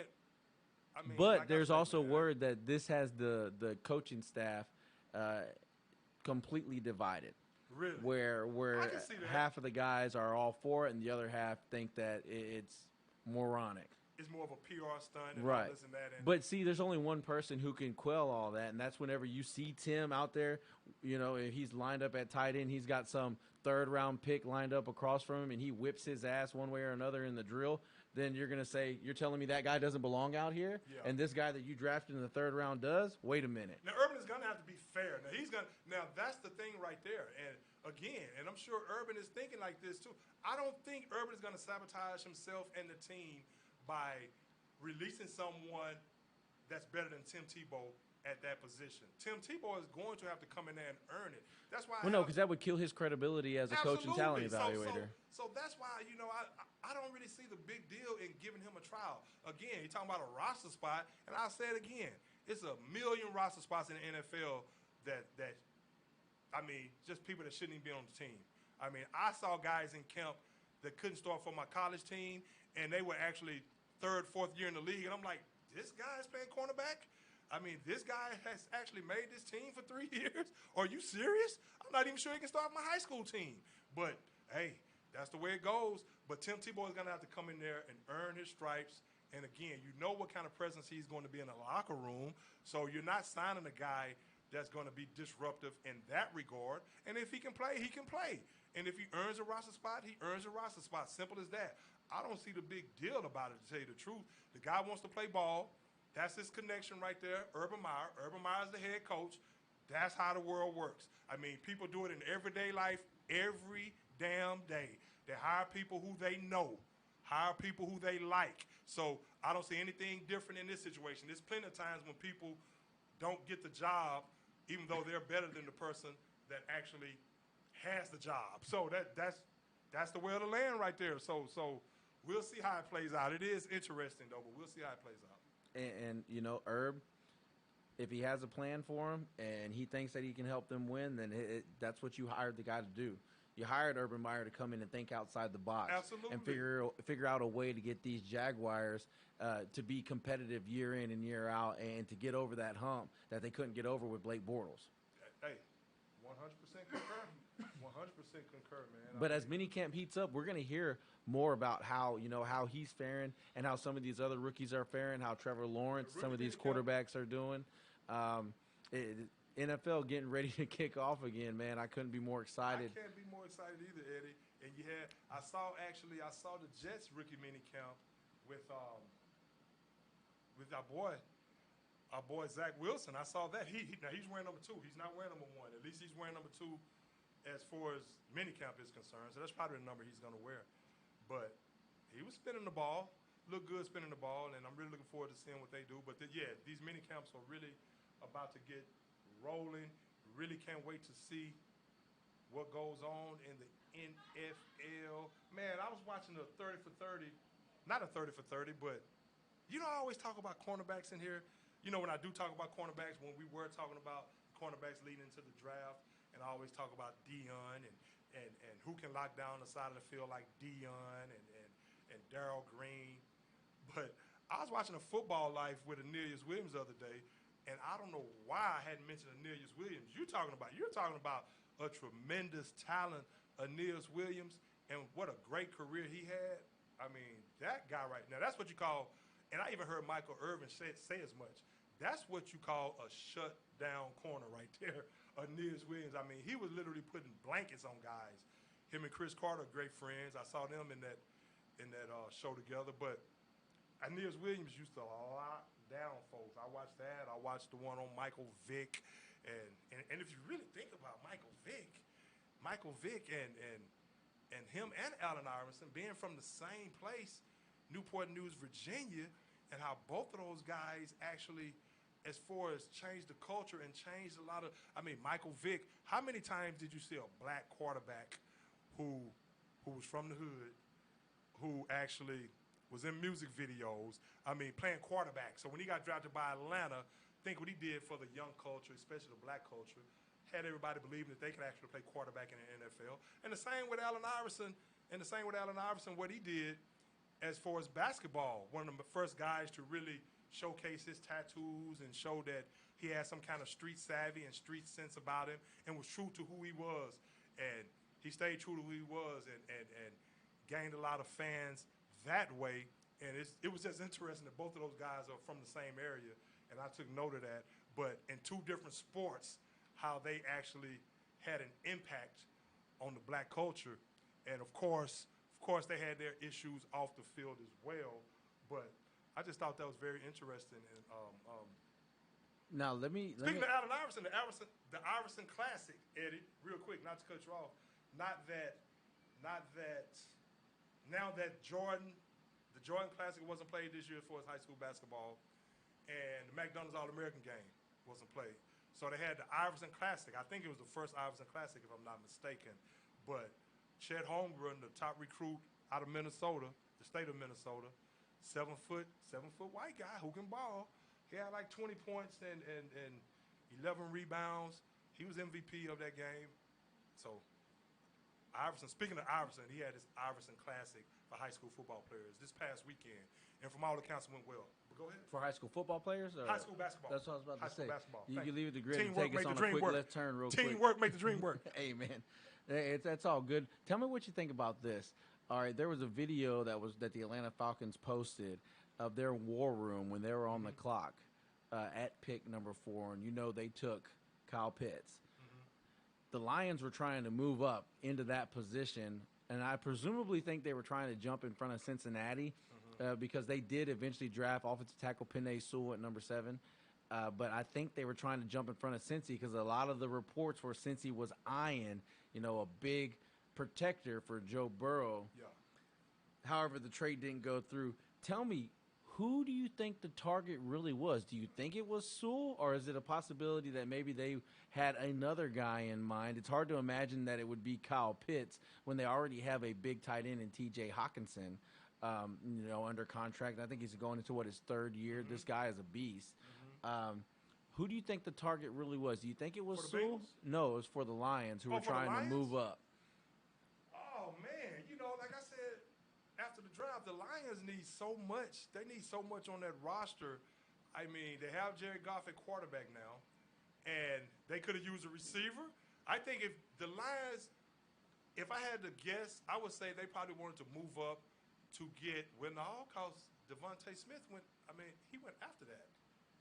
And Jalen Waddle went before that. Jamar Chase and Jalen Waddle went before them. I would think probably one of those 2 receivers out of Jamar Chase and Jalen Waddle. But again, Kyle Pitts was not going to be there. But I would have to say one of those big-time receivers. Okay, well, they drafted corner, right? If they were trying to get the tackle, no, they drafted offensive tackle Penei Sewell at number 7. Oh, they did draft Sewell, okay. If they were trying to trade up to get him, and they ended up staying put and still getting him, you have to look at that as a win. I mean, I have to think they dodged a bullet. If Kyle Pitts isn't taken right there, where does the feeding frenzy start? Are there teams trying to trade up for Pitts in that position? If he drops down to 5, like say the Lions trade up and they take Jamar Chase, all of a sudden now does Miami with Gesicki they trade up to what spot and take Jamar Chase? It would have to been 4 where Atlanta was selecting. Oh, that's right, because Jamar Chase went 5th. So that would mean Kyle Pitts would fall, and then when does the feeding frenzy for him begin? Oh, well, if Kyle Pitts, because then all of a sudden it's these skill players that are available, Waddle, Pitts, and then you still have. The Pitts begins the very next pick. Yeah. With Cincinnati, Cincinnati would have taken Kyle Pitts if that's the case. Kyle Pitts wasn't going to go out of the top 5.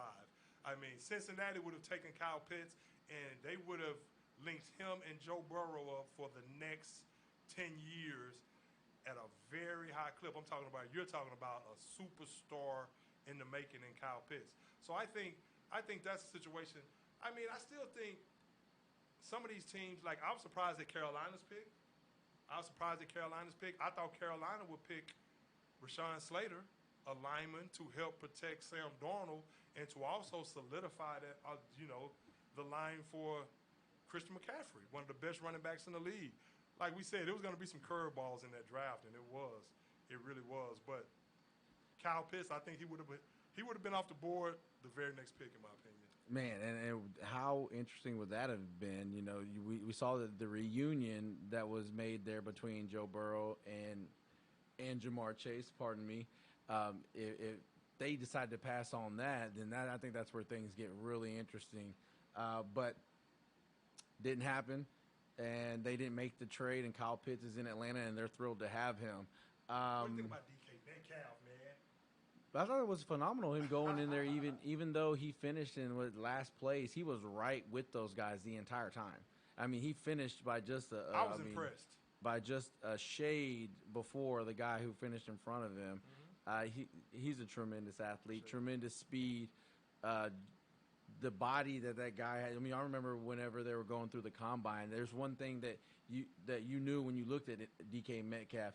He looked like an NFL player, not necessarily a wide receiver. He might be a safety or a linebacker, but he looked like somebody that was going to play a contact sport and play it very well. And the guy ran like the wind. He still does. To be able to do that, 10-3-7 is blazing. Those guys, I would like to see those guys run against him on the grass field, in football cleats, and see who wins that race, because that's a whole different world. Than all those guys. Oh, yeah. 6'4", 235, running a 10-3-7. I mean, 10-3-7. And for him, and I've really become a DK Metcalf fan now after that because he got out there and competed with, I mean, at a very high level with pro athletes. I mean, guys who do that for a living, run track for a living. So that doesn't bode well for the rest of the NFL and these cornerbacks because you're talking about a guy 6'4", 235, and he's doing speed training right now. And he was already, you see how he walked down your boy from Arizona, Buda Baker, last season. And that shows you how competitive he is. And he could have easily pulled up during that race and was like, I'm not going to run. I'm going to look like I pulled up. But he ran it. I was very impressed. A 10-3-7 is moving. But what impressed me more than anything was the fact that he was willing to get out there and run. He didn't care what place he came in. And I'm really a DK Metcalf fan now. And like I said, now this guy's doing sprint training. I mean, watch out, NFL. A 10-3-7 is not slow. Then you have on the women's side, you have to watch out for this lady named Sha'Carri Richardson. Sha'Carri, I think her name is Sha'Carri Richardson. And they say she may end up being faster than FloJo when it's all said and done. But she can go. She's a speed demon. I think she ran like a 10-7, if I'm not mistaken. But she's going to the Olympics after that showing right there. Olympic trials or whatever, but she's going to be in the Olympics, and she can move, man. All right, so before we move on and talk about a little bit of baseball, I will mention. If you want to mention Canelo, that's fine. I want to just mention two big left tackles on the move. Indianapolis signs left tackle Eric Fisher to fill a need for them, and Andre Villanueva, former left tackle for the Pittsburgh Steelers, protected Ben Roethlisberger's blind side for, I believe, the previous 5 or 6 seasons, if I'm not mistaken. I think it's 6. He now joins Baltimore, a bitter rival of Pittsburgh. And that's going to make some interesting matchups this season. But just wanted to mention two of the better left tackles on the market, probably the two best left tackles on the market, find homes over the last week. And it's something to keep an eye on if you're a fan of the Texans or if you're a fan of the AFC North.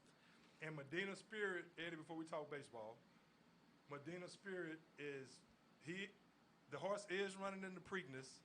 Now, I'm not a big horse racing fan, and I have done some gambling on horse racing. I actually had a horse when I was a kid. I grew out of it. I was a little cowboy back when I was 6 or 7. Just grew out of it. But actually, the last time I was on horse speaking of horse racing, I was at a trail ride, man, and hadn't been on a horse in years. My family's trail ride that we used to throw for like 25 years, hadn't done it in like a year or so. And I got on someone's horse, and I accidentally kicked that horse in the side. That horse took off, and man, you would think that I was in a horse race somewhere, man. I thought I was about to die. That horse went down a ditch. I'm like, oh man, I just jumped off. I'm like, I thought the horse was gonna kill me. But we all know horse racing is just the way they do these horses here in America. Just keep them doped up, and of course, Medina Spirit won the Kentucky Derby. Now they're waiting on a second test result because of an ointment that he put on. What's the name of that ointment? Better.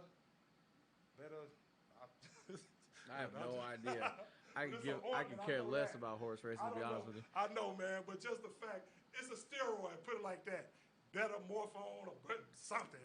I can look it up eventually, but yeah, horse racing is a sport that's already on its last leg, and if it goes the way of boxing to where you start worrying about things being fixed and people cheating, then all of a sudden it really loses its appeal. Well, he's going to run in the Preakness. That's what I was getting to. He's going to run in the Preakness while they'll wait these test results.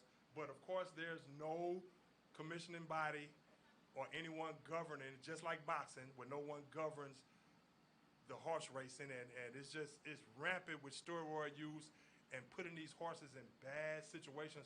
The horses can't take these steroids themselves. Now, Bob Baffert, noted as one of the best trainers of all time. Now, that's like his 30th time where he's had a horse fail a drug test, 5 in the last year. So he's come out saying this and making all these excuses, but it's a repeat pattern with Bob Baffert. And I don't think that's good for his legacy to be known as a cheater like that and injecting these horses. Now, we'll see how it plays out, but I just wanted to throw that in there. I'm not a big horse racing fan either. Go ahead, though. No, you always come in out of nowhere with some little tidbits out of left field. It's all good, man. I'm talking about. We want to talk about Major League Baseball.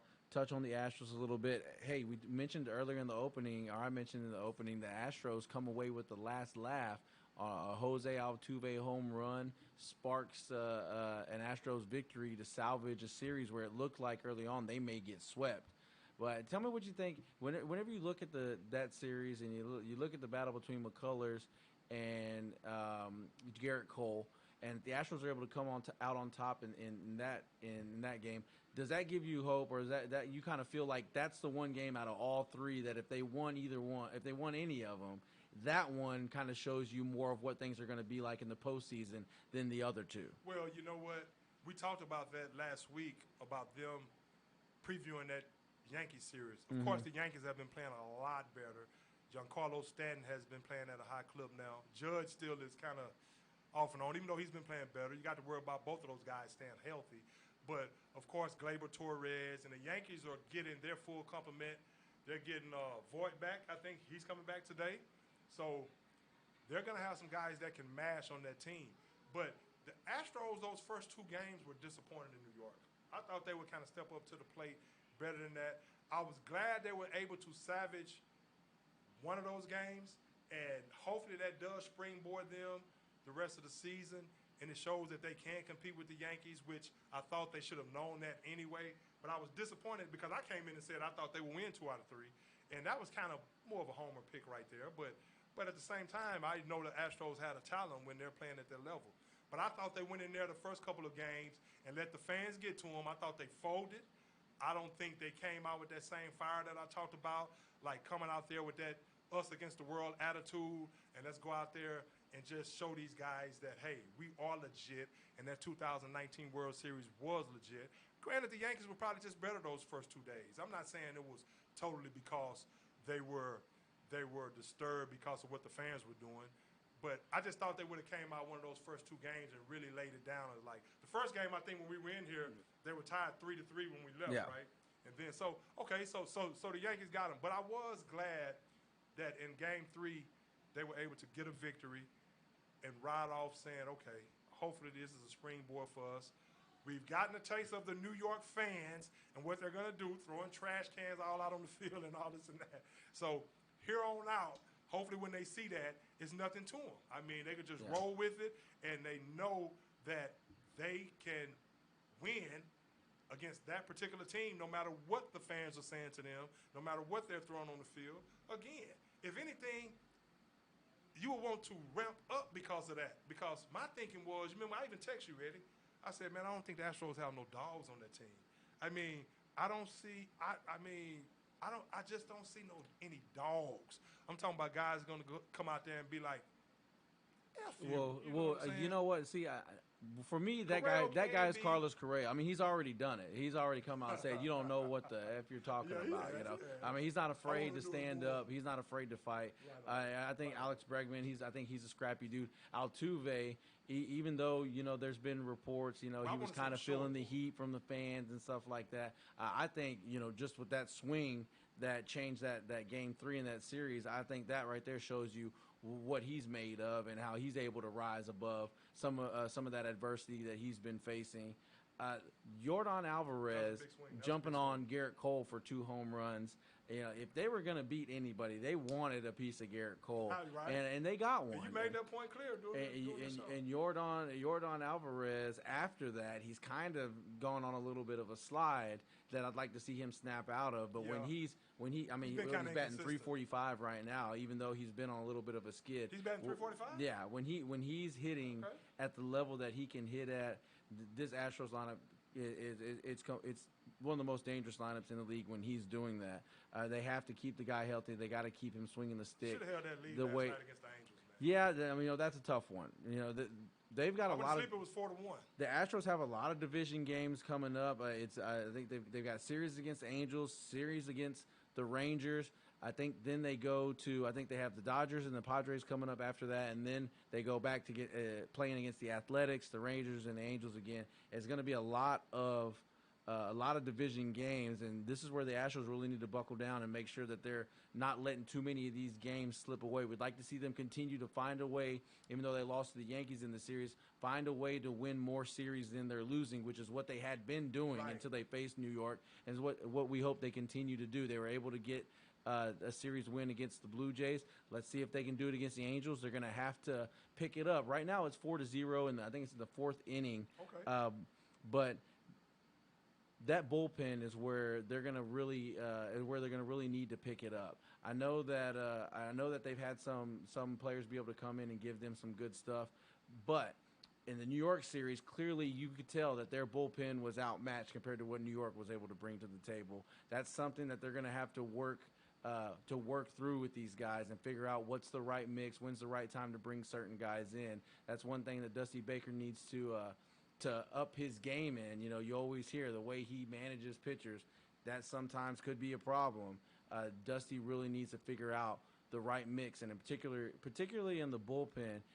That way we don't see the Astros blowing these late game leads. Hey, like any other season and any team, the bullpen is where it's at. I mean, I can talk about the Phillies as far as the bullpen, of course, but that's one thing. I mean, the Astros, if the bullpen holds up and that pitching staff holds up, I think, again, with that talent that they have on the offense, up and down that lineup, I mean, and you talked about these guys. I said I don't see any dogs, but maybe they just have a funny way of showing it, and they, I mean, I do think Correa can be that guy that kind of actually speaks up for everyone and kind of has that dog mentality. I do like Bregman, but as far as talent on the field, all those guys can mash. And again, this year you have Yordan Alvarez. If his knees can hold up, I mean, think about adding that to the lineup with guys like Michael Brantley, with guys like Kyle Tucker, who hit a monster home run last night. I mean, I love what I'm seeing from Kyle Tucker. So if that pitching can hold up for the Astros and they can get some consistency and really get on some kind of a streak and really get their confidence at a very, very high level, in which I think Dusty has a lot to do with that, and I think he can get those guys rolling in the right direction. And again, harkening back real quick, I think that victory against the Yankees, even though they just got 1 out of 3, I do think that victory to finish that series actually put them in a good place mentally. And I mean, again, I hate they lost last night, but it's a long season. It's a marathon, not a sprint. And hopefully the Astros can, I mean, with that talent on that roster, if that bullpen holds up, like you say. Well, a lot of it's gonna have to deal with getting guys back healthy, getting Odorizzi back pitching, getting Josh James back. Who else? Getting Framber Valdez. When you know, whenever you get these starting pitchers back, it gives you guys in the bullpen who have them arms that can go a little bit longer. They can be a long reliever. They can come in and give you 2-3 innings when you need them to.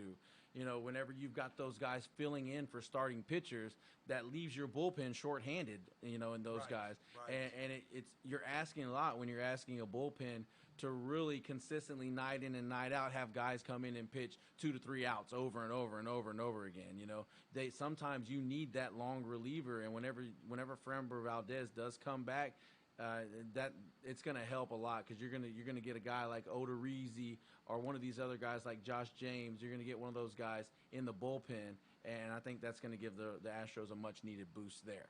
There it is. Now, here's one thing. You say they're up on the Angels fall? No, it's in the 4th inning, 0-0 last time I checked. So Mike Trout hasn't happened yet. Guy who is the best player, maybe the best player to ever play. Mike Trout is a beast, man, and gotten off to the best start of his baseball career. I want to see Mike Trout in the playoffs.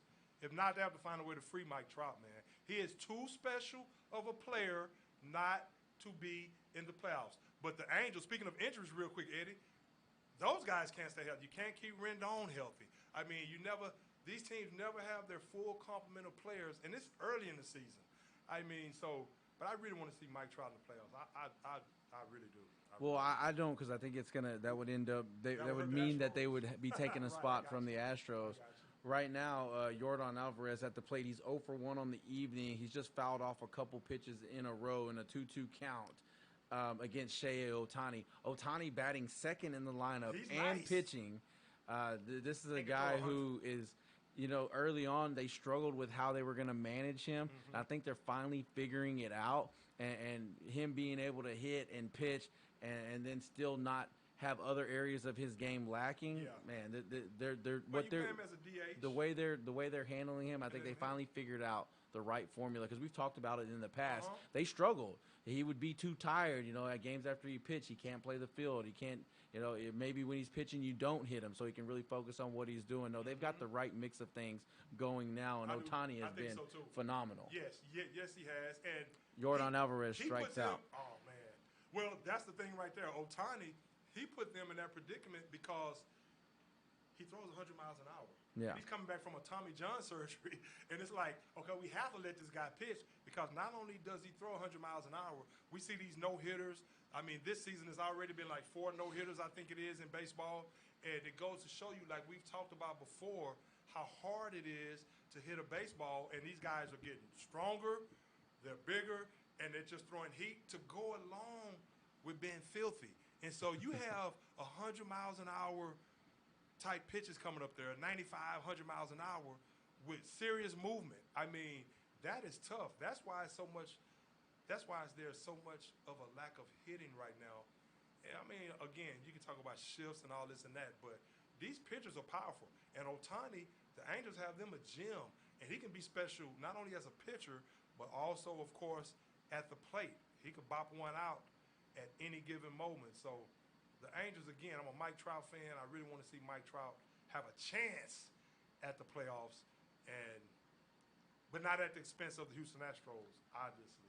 Well, before we get out of here, and I'm glad we got to talk about the Astros a little bit, but there's something I've noticed around the league, and we already know here, if you follow the Astros, that they have one of the best pitching coaches in the business in Brent Strom, and pitchers do come here and revitalize their careers, i.e. Justin Verlander, and I'm drawing a blank on it, Charlie Morton, guys who were starting to slip a little bit but have returned to dominance since working with him. I'm looking at a list of the no-hitters right now, and I know you want to touch about how there's been no-hitters seem to be dropping left and right. I pretty much just said what I want to say. But I'm looking at a list of the last 10 no-hitters, or last 8, let's say, and half of them are owned by either Houston Astros or former Houston Astros. Wade Miley just recently threw a no-hitter for the Reds a few days ago.